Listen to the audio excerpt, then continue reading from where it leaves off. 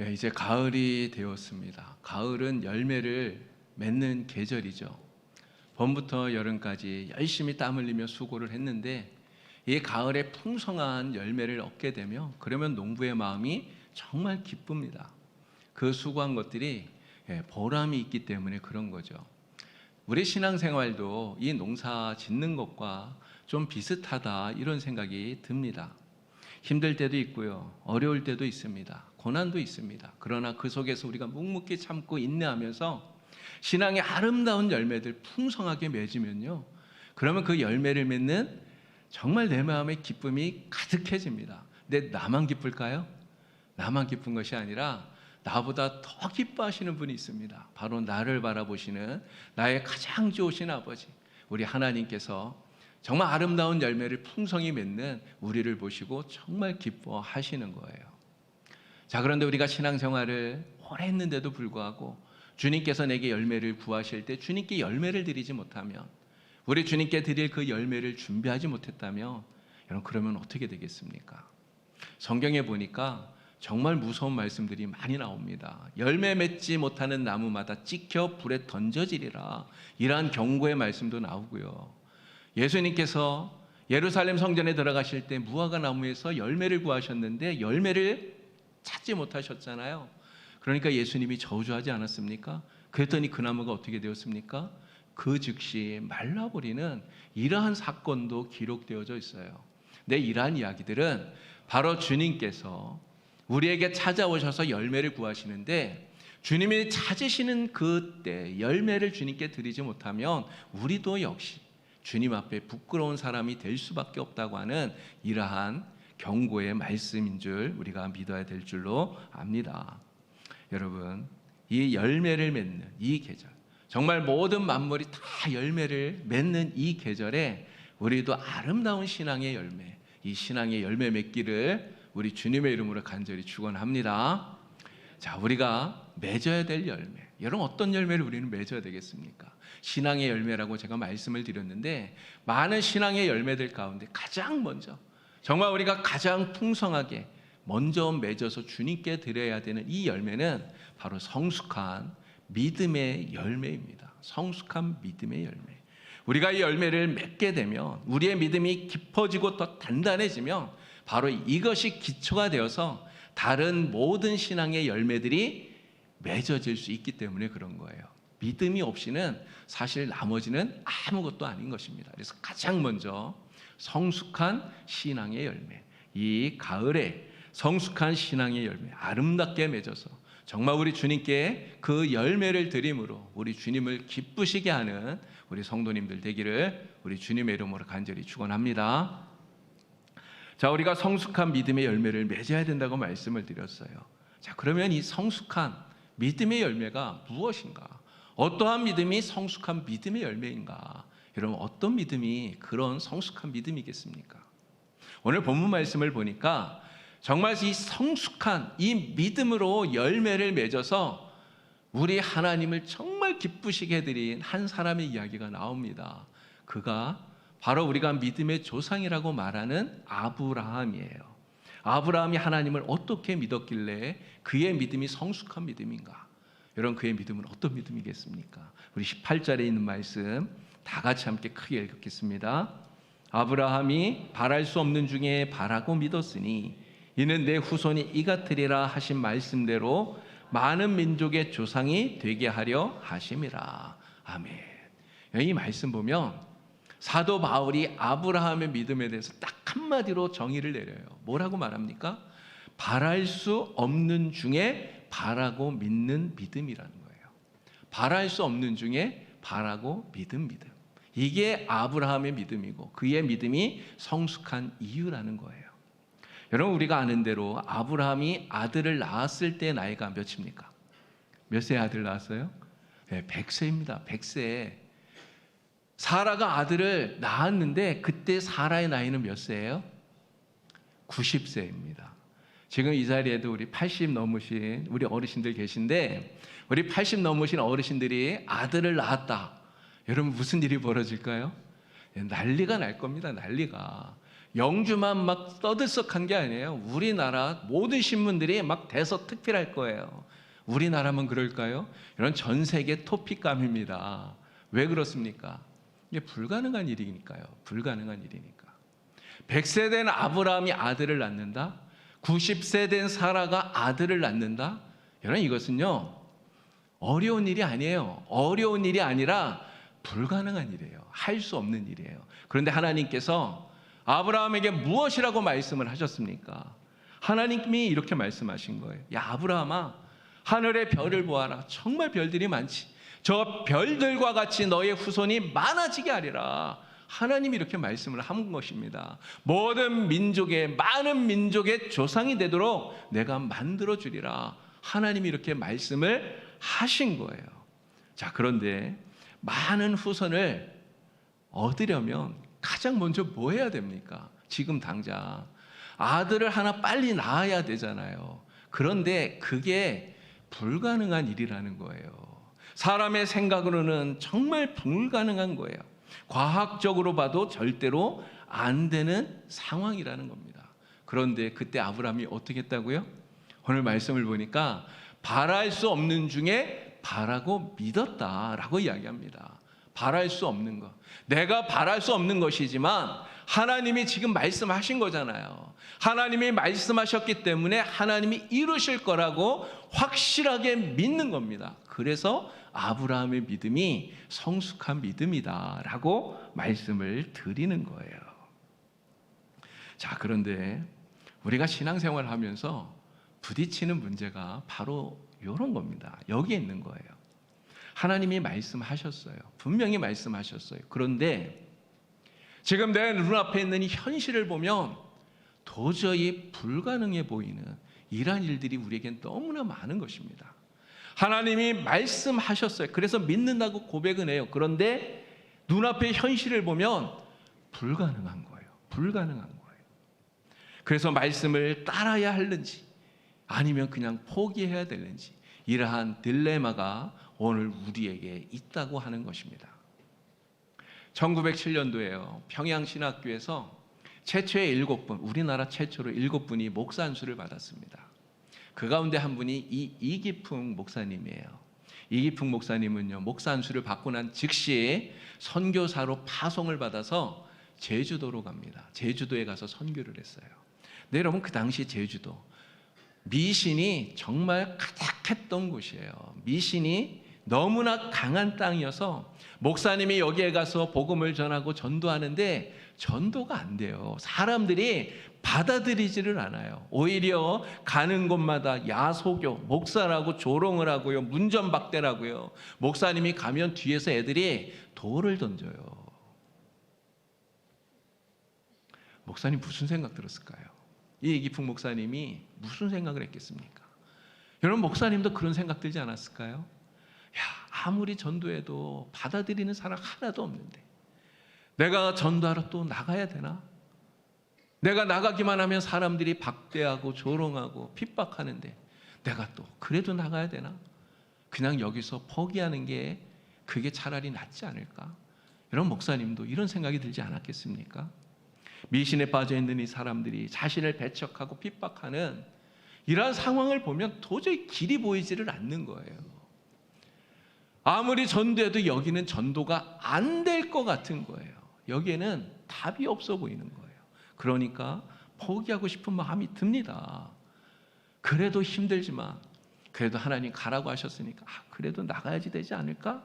이런 생각도 드는데 또 한편으로는 그냥 포기하고 싶은 이러한 마음이 든다는 거죠. 이러한 신앙의 딜레마가 우리 믿는 그리스도인들에게 있는 거예요. 여러분들도 지금까지 살아오시면서 신앙생활 하시면서 이러한 믿음의 딜레마에, 신앙의 딜레마에 빠질 때가 여러분 많지 않았습니까? 아브라함이 그랬다는 거죠. 아브라함이. 아브라함은 특별한 사람이 아니에요. 우리와 똑같은 사람 아닙니까?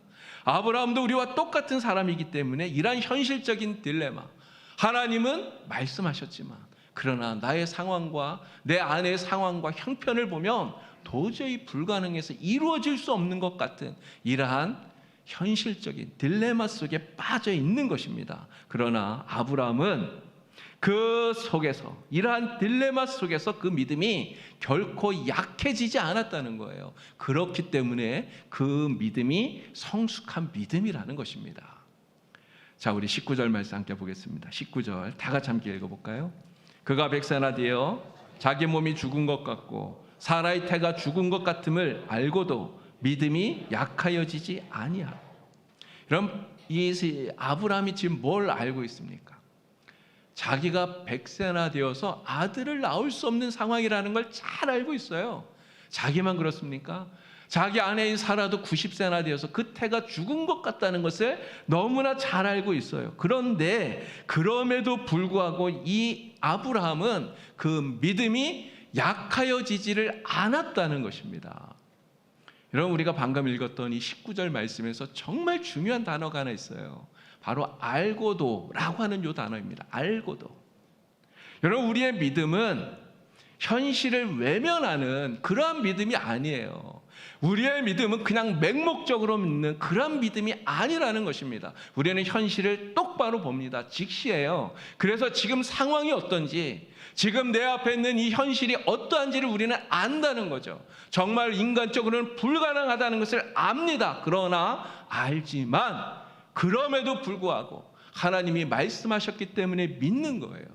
이것이 성숙한 믿음이라는 거죠. 여러분, 아브라함을 여러분 생각해 보시기 바랍니다. 창세기 18장을 보니까 하나님께서 아브라함을 찾아와요. 사라를 찾아와요. 말씀하시기를, 야, 내년 이맘때 내가 너에게 다시 올 텐데 그때 사라에게 아들이 있을 거야. 하나님 말씀하셨어요. 여러분, 하나님의 이 말씀을 장막 뒤에서 사라가 들었습니다. 근데 듣고 사라가 웃었어요. 여러분, 왜 웃었을까요? 사라가 왜 웃었습니까? 아들을 주신다니까 기뻐서 웃었을까요? 아들을 주신다니까 정말 좋아서 웃었겠습니까? 아니에요. 하나님이 불가능한 일을 말씀하시니까 기가 막혀서 웃은 거예요. 기가 막혀서. 하나님이 말씀하셨지만 그러나 불가능한 일을 말씀하시니까 그냥 기가 막혀서 웃는 거예요. 요즘 말로 하면 그냥 사라가 그 장막 뒤에서 하나님 말씀 듣고 헐 하고 있었다, 이런 이야기입니다. 자, 그런데 아브라함은 달랐어요. 자신도 마찬가지고 사라도 마찬가지고 이제는 늙어서 도저히 아들을 낳을 수 없는 몸이라는 것을 알아요. 모르는 게 아닙니다. 알아요. 그러나 알고도 믿습니다. 그의 믿음은 전혀 약해지질 않았다는 거예요. 여러분, 아브라함은 왜 그의 믿음이 약해지지 않았을까요? 그렇게 될 수 있었던 이유가 무엇입니까? 아브라함은 자신에게 아들을 주신다고 말씀하신 하나님이 바로 전능하신 하나님이라는 사실을 확신하고 있었기 때문에 그런 거예요. 하나님이 전능하신 하나님, 하나님 말씀하셨습니다. 야, 사람은 불가능하지만 하나님에게 불가능한 것이 있느냐? 하나님께는 모든 것이 가능하다. 주님 말씀하셔요. 아브라함은 바로 이것을 확실하게 믿었던 거예요. 그래서 하나님이 아들을 주신다고 약속하셨기 때문에 나는 알 수 없지만, 나는 불가능하지만 하나님 반드시 하실 거야 확신하고 이 믿음으로 나아갔던 거예요. 바로 이 믿음이 성숙한 믿음이라고 하는 것입니다. 자기의 연약함을 알지만 그럼에도 불구하고 약해지지 않는 믿음. 나는 약하지만 그럴수록 더 하나님 바라보고 오히려 약할수록 더 굳건해지는 믿음, 바로 이러한 믿음이 성숙한 믿음인 줄로 믿습니다. 우리 봉상교회 성도님들의 모든 믿음이 다 이런 믿음이 되기를 우리 주님의 이름으로 간절히 축원합니다. 자, 아브라함의 믿음이 성숙한 믿음인 이유가 또 하나 있어요. 왜 아브라함의 믿음이 성숙한 믿음일까? 자, 하나님이 약속하신 것을 능히 이루실 줄 확신했습니다. 근데 확신한 걸로 끝나는 것이 아니라 그 믿은 대로 아브라함은 행동한다는 거예요. 그래서 그의 믿음이 성숙한 믿음이라는 것입니다. 자, 하나님께서 아브라함과 사라를 찾아오셔서 내년 이맘때에 내게 아들이 있을 거야, 하나님 말씀하셨잖아요. 아브라함은 하나님께서 하신 이 말씀이 말씀 그대로 이루어질 것을 확신했습니다. 자, 그런데 이런 확신만 하면 아들이 생깁니까? 확신한다고 아들이 생기는 게 아니잖아요. 여러분 그 말씀을 들은 아브라함이 그 밤에 여러분 어떻게 했겠습니까? 여러분 생각을 해보세요. 아브라함은 자신도 또 자기 아내도 이미 말라버린 고목처럼 아이를 낳을 수 없는 몸이라는 걸 알아요. 그렇지만 아브라함은 하나님의 말씀을 믿고 하나님의 아들을 주신다고 하신 이 말씀을 믿고 그 밤에 사라와 함께 잠자리를 한다는 거예요. 그럼 사라가 뭐라고 말했을까요? 제가 이 말씀 준비하면서 생각해 봤어요. 도대체 사라는 뭐라고 말했을까? 어쩌면 사라가 아유 주책스럽게 당신 뭐 하는 거야? 막 이렇게 말하지 않았을까요? 다 늙어갖고 뭐 할 줄 알고 막 이렇게 말하지 않았을까요?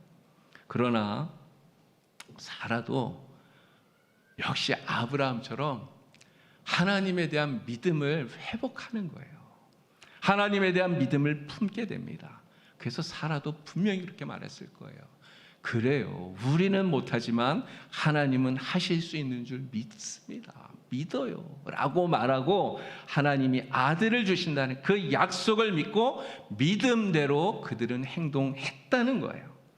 마음으로만 믿는 것이 아니라 내가 마음으로 믿고 내가 마음으로 확신한 그 믿음을 행동으로 옮기는 바로 이 아브라함과 사라, 그들의 믿음이 그래서 성숙한 믿음이 되는 것입니다. 제주도에서 선교하셨던 이기풍 목사님, 여러분 그 목사님의 믿음이 성숙한 믿음 아닙니까? 이기풍 목사님의 믿음이 성숙한 이유도 똑같은 거잖아요. 목사님이 선교하러 나가면, 전도하러 나가면 사람들이 다 조롱해요. 다 문전박대하고요, 욕을 하고요, 핍박을 해요. 받아들이는 사람이 하나도 없어요. 그러나 목사님은 하나님께서 자신에게 주신 그 선교의 비전을 기억합니다. 그걸 생각해요. 하나님께서 내게 선교의 비전을 주셨으니 하나님이 나를 통해 이루실 거야. 확실하게 믿는 거예요. 내가 너를 통해서 이 척박한 제주도에 복음의 씨앗을 뿌리겠다. 내가 너를 통해 이 땅에 교회를 세우겠다. 하나님이 주신 그 꿈을 붙들고 나아가는 것입니다. 선교의 꿈을 그냥 마음에 품고만 있는 게 아니에요. 그걸 믿기 때문에 어떻게 합니까? 다시 힘들지만 어렵지만 고통스럽지만 나가면 얻어맞을 거라는 거 알지만 그래도 복음을 들고 나가는 거예요. 전하는 거예요. 바로 그럴 때 하나님께서 역사하신 것입니다. 바로 하나님이 행하실 것을 믿고 그 믿음을 행동으로 옮기는 이 이기풍 목사님의 이 믿음이 그래서 성숙한 믿음이 되는 것이죠. 오늘 우리에게 믿음이 있습니다. 저도 하나님을 믿고 여러분도 하나님을 믿어요. 우리가 하나님을 믿는다고 고백해요. 그러나 이 믿음은 그냥 단순한 감정이 아니에요. 우리가 이렇게 설교를 듣습니다. 하나님 말씀을 들어요. 말씀을 들을 때 우리가 감동을 받기도 하고요. 때로는 그 말씀에 우리가 마음이 울컥해지기도 하고 마음이 뜨거워지기도 하고 그렇습니다. 그러나 하나님의 말씀을 듣고 내가 아무리 감동을 받았다 할지라도 여러분 말씀대로 행동하지 않는다면 그 믿음은 아직 성숙한 믿음이라고 말할 수가 없는 것이죠. 말씀을 믿으면서도 여전히 말씀대로 내가 순종하고 행동하기를 두려워하고 주저하고 있다면 그러면 그 믿음은 아직 성숙한 믿음이 아니라고 하는 것입니다. 노아를 생각해 보십시오. 하나님이 노아에게 말씀하셨어요. 내가 홍수로 이 세상을 진멸하리라. 너는 방주를 만들어라. 하나님 말씀하셔요. 노아가 어떻게 합니까? 하나님의 그 말씀을 신뢰하잖아요. 믿잖아요. 근데 믿은 것으로 끝났습니까? 그러면 성숙한 믿음이 아닌 거예요. 어떻게 합니까? 그 말씀을 듣고 하나님이 말씀하신 그대로 행하실 것이라 확신하고 그리고 방주를 실제로 만드는 거예요. 방주를 만드는 동안 사람들이 얼마나 노아를 조롱하고 비웃었겠습니까? 그러나 아무리 조롱해도 아무리 비웃어도 노아는 멈추지 않아요. 계속해서 방주를 만드는 거예요. 하나님의 말씀이 말씀하신 대로 그대로 이루어질 것을 확신하기 때문에 그 믿음을 행동으로 계속해서 옮기는 거예요. 바로 이러한 노아의 믿음이 성숙한 믿음인 것입니다. 오늘 이 가을에 여러분들의 믿음이, 우리 봉산교회 성도들의 믿음이 이처럼 성숙한 믿음 되기를 우리 주님의 이름으로 간절히 축원합니다. 아브라함이 이 성숙한 믿음을 가지고 이삭이라고 하는 아름다운 믿음의 열매를 맺었다. 여러분들이 이 성숙한 믿음을 가지고 하나님이 기뻐하시는 아름다운 믿음의 열매 풍성하게 맺어가기를 우리 주님의 이름으로 간절히 축원합니다. 이제 우리 11월 첫 번째 주일 추수감사주일이에요.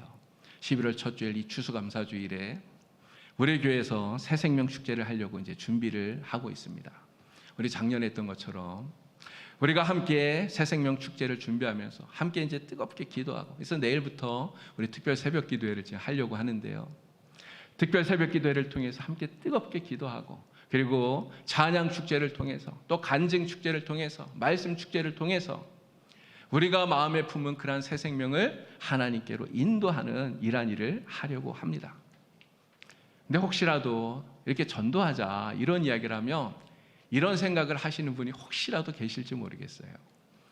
요즘 같은 시대에 정말 전도하기 어려운데 요즘 같은 때 어떻게 전도가 되나, 내가 오라고 한다고 그 사람들이 오겠나, 이런 생각이 솔직히 우리에게 들 수도 있습니다. 여러분 맞습니다. 전도 힘들어요. 전도는 정말 어려워요. 여러분 누군가에게 교회 가자고 예수 믿으라고 말하려면 정말 용기가 필요한 것입니다. 정말 전도는 힘들어요. 그러나 아무리 힘들고 아무리 어려워도 그래도 우리는 해야 돼요.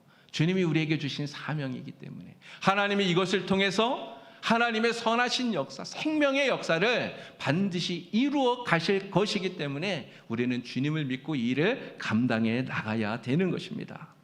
이런 이기풍 목사님 말씀을 드렸는데요. 목사님이 그렇게 조롱당하고 핍박받으면서 그래도 하나님 말씀을 믿고 믿음으로 나가서 전도했더니 여러분 어떤 일이 벌어졌을까요? 그 척박한 그 미신의 땅 제주도에 복음이 전파되었잖아요. 교회가 세워졌습니다. 하나님을 섬기는 사람들이 정말 많아지게 된 거예요.